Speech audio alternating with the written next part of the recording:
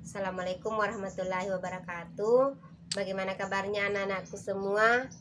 Semoga masih tetap sehat dan masih tetap semangat mengikuti pembelajaran online ini. Dan Ibu berharap semangatnya itu akan tetap sama pada saat awal kita bertemu dalam pembelajaran online ini. Jadi bentuk rasa syukur kita, marilah kita banyak-banyak bersyukur kepada Allah Subhanahu wa taala atas kesempatan kita belajar, walaupun belajar melalui aplikasi atau melalui grup WhatsApp saja. Baiklah anak-anakku semua, pada hari ini Ibu akan memberikan materi mengenai besaran turunan.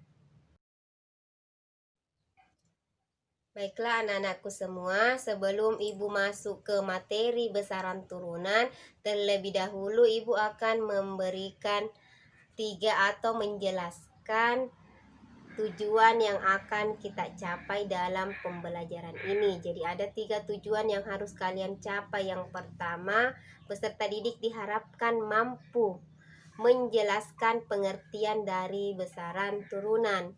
Kemudian yang kedua, peserta didik diharapkan mampu mengetahui macam-macam besaran turunan atau contoh dari besaran turunan.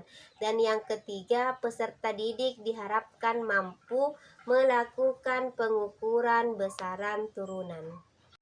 Anak-anakku semua, pernahkah kalian mengukur luas ruangan kelas kalian?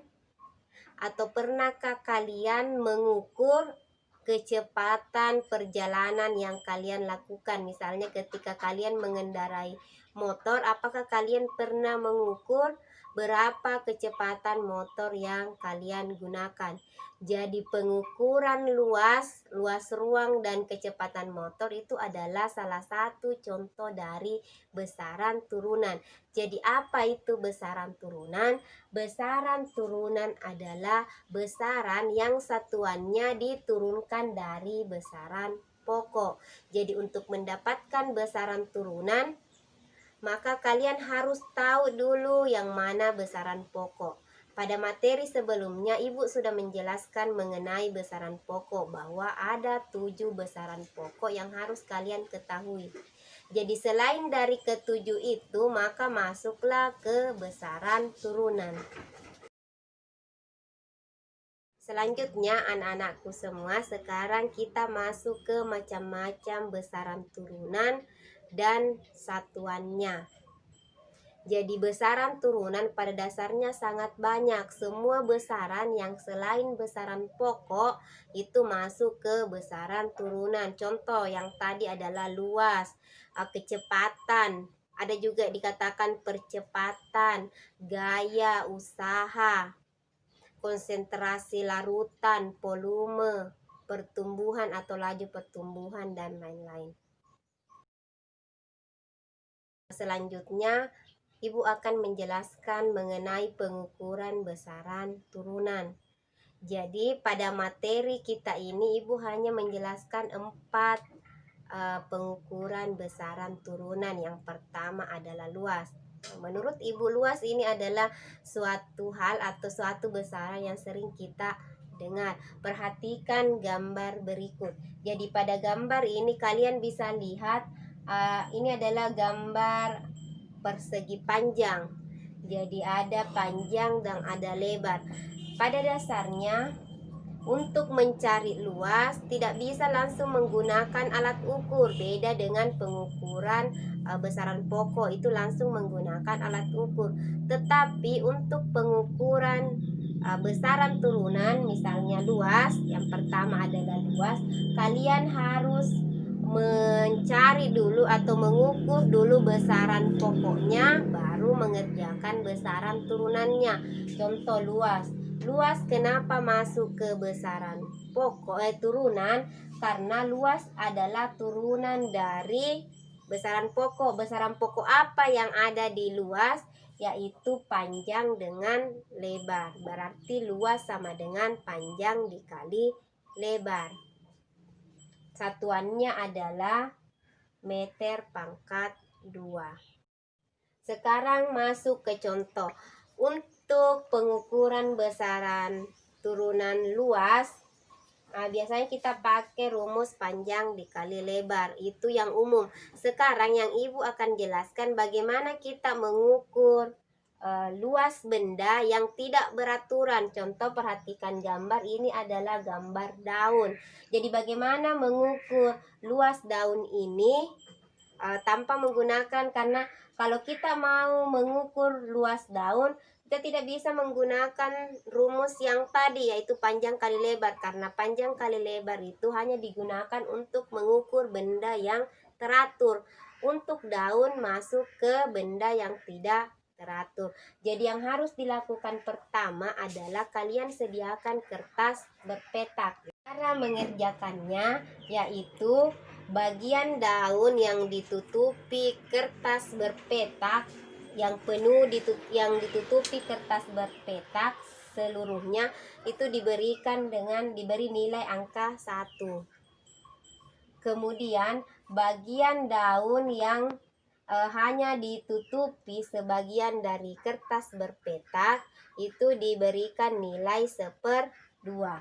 Pada gambar didapat, berarti luas daun sama dengan pada gambar didapat yang bernilai 1 itu ada 6, berarti 1 dikali 6 ditambah luas daun yang hanya menyelimuti setengahnya, yaitu ada 8, berarti ditambah 1/2 dikali 8. 1 dikali 6 hasilnya adalah 6, ditambah 1/2 dikali 8 hasilnya adalah 4. Berarti luas daun ini adalah 10 cm pangkat 2 atau cm kubik. Selanjutnya, besaran turunan yang kedua adalah volume. Jadi volume itu didapat, perhatikan gambar. Jadi gambar yang Ibu berikan ini adalah gambar balok. Pada balok terlihat ada panjang, ada lebar, ada tingginya. Berarti volume itu biasanya digunakan untuk mengukur benda yang 3 dimensi. Beda dengan luas. Kalau luas hanya 2 dimensi. Jadi rumusnya volume adalah panjang kali lebar kali tinggi. Ini dipakai untuk benda yang teratur. Untuk benda yang tidak teratur, misalnya batu, biasanya yang digunakan adalah alat ukur yang namanya gelas ukur. Jadi caranya untuk mengukur benda yang volume benda yang tidak teratur bisa menggunakan gelas ukur. Selanjutnya, anak-anakku semua, besaran turunan yang ketiga adalah konsentrasi larutan. Pernahkah kalian membuat teh di rumah kalian? Kalau kita membuat teh atau kalian membuat teh, kalian harus menambahkan beberapa sendok gula supaya rasa teh itu manis. Jadi rasa manis yang kalian rasakan itu ada bersifat kualitatif. Ada suatu besaran yang bisa kalian gunakan untuk mengetahui banyaknya gula yang terlarut di dalam air atau terlarut di dalam teh, yang namanya adalah konsentrasi larutan.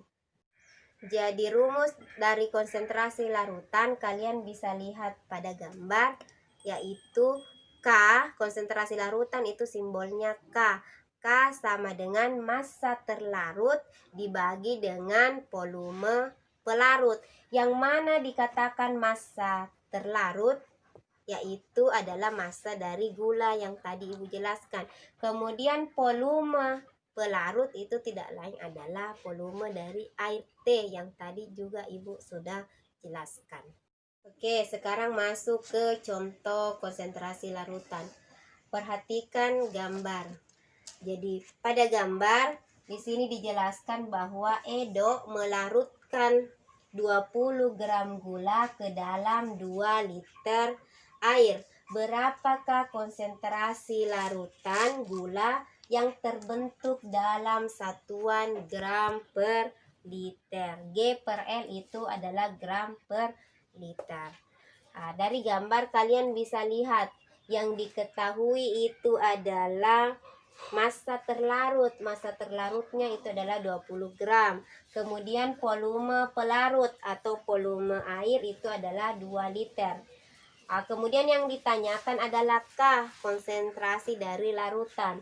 Jadi K itu rumus yang dipakai yang tadi yang Ibu berikan, yaitu K sama dengan massa terlarut dibagi dengan volume pelarut.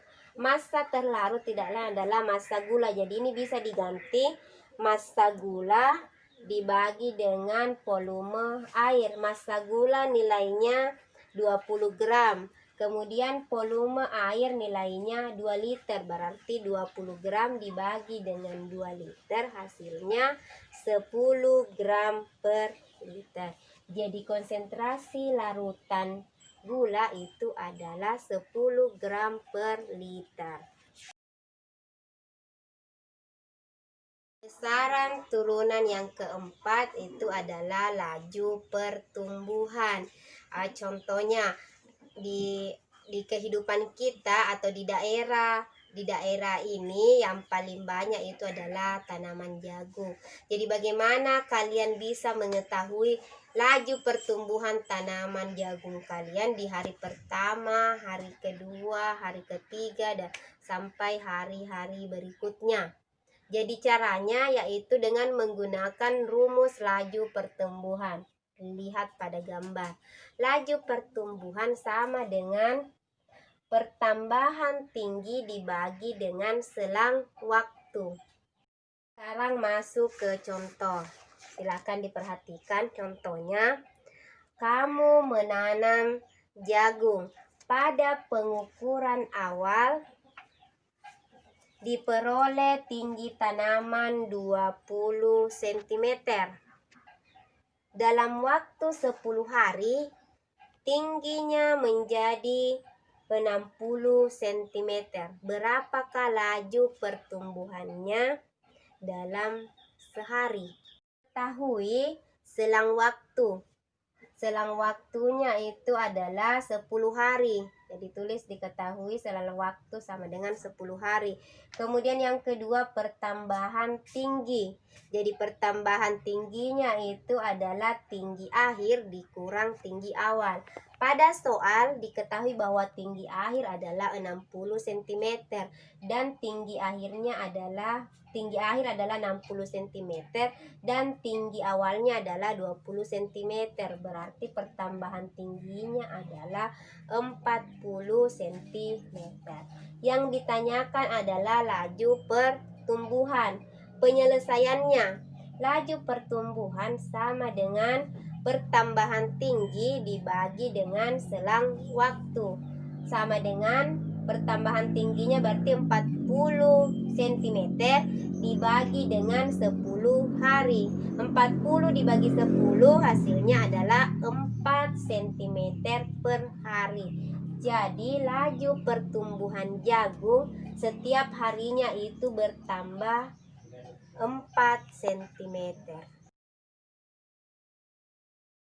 Baiklah anak-anakku semua, 4 contoh besaran turunan yang tadi Ibu berikan yaitu mulai dari luas, volume, konsentrasi larutan, dan laju pertumbuhan hanya sebagian kecil dari contoh besaran turunan. Jadi pada dasarnya untuk mengukur besaran turunan, kita harus mengukur besaran pokoknya dulu. Kemudian menghitung nilai dari besaran turunan tersebut. Jadi tidak bisa diukur secara langsung. Walaupun sebenarnya ada sebagian besaran turunan yang bisa diukur secara langsung. Cukup sekian materi dari Ibu, anak-anakku semua. Semoga kalian tetap semangat dalam mengikuti pembelajaran online ini dan tetap semangat melihat video pembelajaran dari Ibu. Dan Ibu mengucapkan terima kasih atas perhatiannya selama ini. Dari beberapa hari kita masuk materi, alhamdulillah sudah banyak atau hampir semua siswa melihat video pembelajaran yang Ibu ajarkan. Jadi tetap semangat, bukan hanya di awal tetapi semangat seterusnya selama pembelajaran online ini. Apakah nanti kalian belajar secara daring ataupun belajar secara luring. Ibu akhiri dengan ucapan wassalamualaikum warahmatullahi wabarakatuh.